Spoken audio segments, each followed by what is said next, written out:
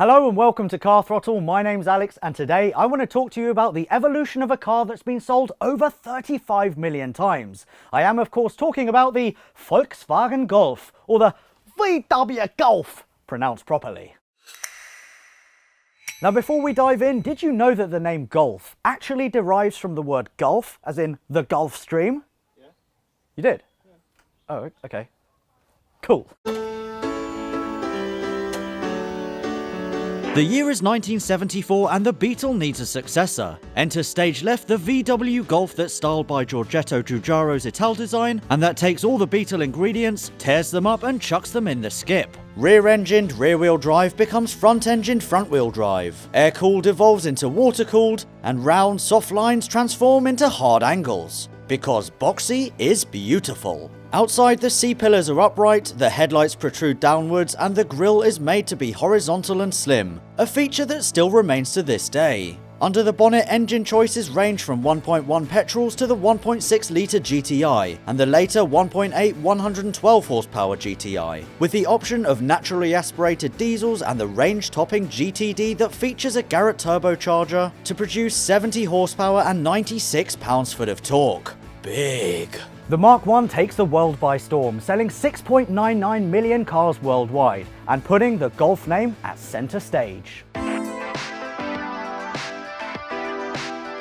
In 1983, the new king is born. The second-generation Golf follows VW's mantra of "The Golf must remain a Golf," meaning that when you put both cars next to each other and squint a bit, you'd think they're the same car. The Golf's new design cues are subtle and include taillights that are higher up, a slightly more rounded body and bigger dimensions overall. In fact, compared to a similar Mark I, the Mark II is now around 120 kilograms heavier, while also being more aerodynamic and better to drive in every respect. The technology is better too, with ABS, power steering, a catalytic converter, and an all-wheel drive version called the Syncro becoming available. Oh my god, the Syncro. Don't get me started on that. Under the bonnet, VW spices the engine lineup with a 140 horsepower 16-valve GTI, as well as a supercharged G60 that pumps out 210 horsepower and 186 pounds-foot of torque. 6.3 million Mark IIs are sold, and in 1991, the Mark III is upon us.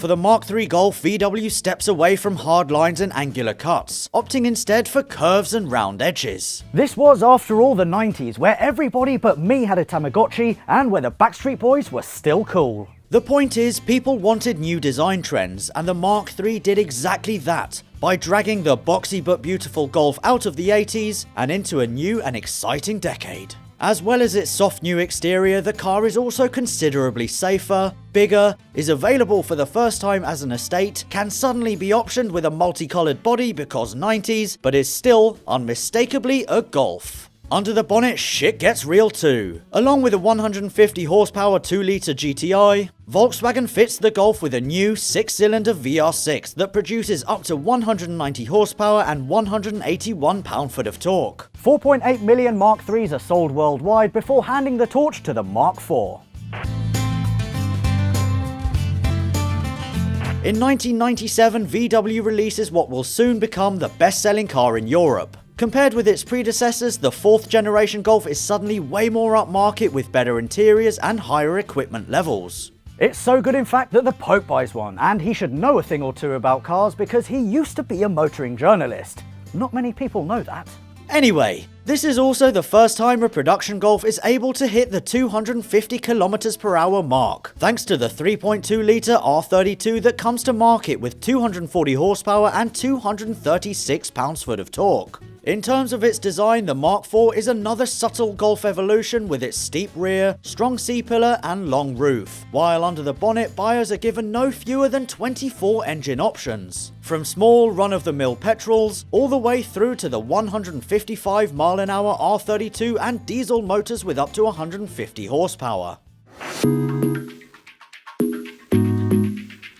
By 2003, the Golf is in its 5th generation. Christina Aguilera, Maya, Pink and Lil' Kim released Lady Marmalade. Marmalade? Marmalade? Marmalade? Marmalade. iPods also hit the market, and I'm a badass with a haircut to match. The world now craves excitement and sex appeal from the car industry, and VW answers with a more athletic front end and, for the first time, a bonnet that follows the contours of the headlights. Underneath its sporty new body, the Golf gets 4-link rear suspension, extensive chassis tuning, and the option of a 7-speed DSG for the first time in a GTI. The 2-litre GTI engine now produces almost 200 horsepower, making it one of the most capable hot hatches around, while the Edition 30 ups that to nearly 230 horsepower. Meanwhile, the R32 6-cylinder is turned up to 250 horsepower, making it the fastest Golf in the range. Until one day, Karl, Heinz, Jürgen and Klopp remember one thing. Hey Jungs, GTI-Festival gibt's bald. Habt ihr Bock, irgendwas total krasses zu bauen? Du, ich weiß nicht. Ich muss später... Du, ich hab hier einen 6-Liter W12 stehen. Könnt ihr benutzen? Ich hol mal einen Schraubenzieher. The car took just 8 weeks to build, would hit 62 miles an hour in 3.7 seconds and had a top speed of 202 miles an hour. And while it wowed the world, the GTI W12 650 was only ever a concept car and not relevant to this story. I just wanted to tell you about it because it's so cool. With the 6th generation in 2008, the Golf becomes the World Car of the Year. It's now smashing it for safety with its first 5-star Euro NCAP rating, and although it's billed as a new generation, it's more of a re-engineered facelift of the Mark V. In 2009, engine downsizing means that the 3.2-litre R32 is replaced by the 2-litre Golf R. And despite only 4 cylinders, it pumps out 270 horsepower, 258 pounds-foot of torque, and has a 0-62 time of 5.5 seconds. In 2012, the Golf Evolution goes into overdrive. It becomes the first car to be based on the MQB platform, a platform shared with the Audi A3, Seat Leon and Skoda Octavia, meaning that the front wheels are shifted forward to considerably reduce the front overhang. The new cab backward look makes the Golf appear more upmarket, while the car is now 100 kilograms lighter and up to 23% more efficient, and features a new digital display as seen in luxury vehicles. In 2014, the new e-Golf becomes the first electric model in its class, and shortly after, the GTE plug-in hybrid is launched too. But the really big news comes in 2016 with the introduction of the new GTI Club Sport S, that sets a new Nürburgring lap record for a front-wheel drive production car. The 7-minute, 49-second and 21-millisecond lap is a full 1.4 seconds faster than the Civic Type R, leaving the Japanese mega hatch in the corner with a bloody nose. With 6 million Mark 7s having left the assembly line, the all-new 8th generation is revealed in late 2019.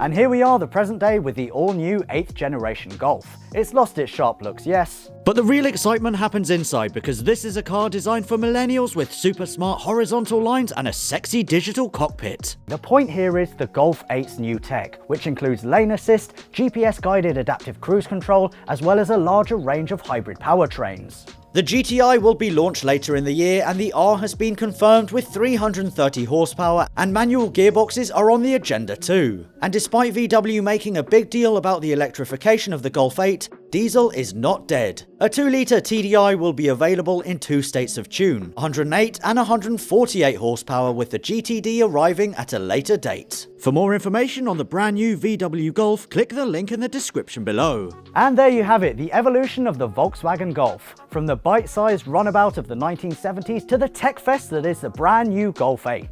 I hope you've enjoyed this episode, and if you have, make sure you subscribe to the Car Throttle channel and check out more videos over there.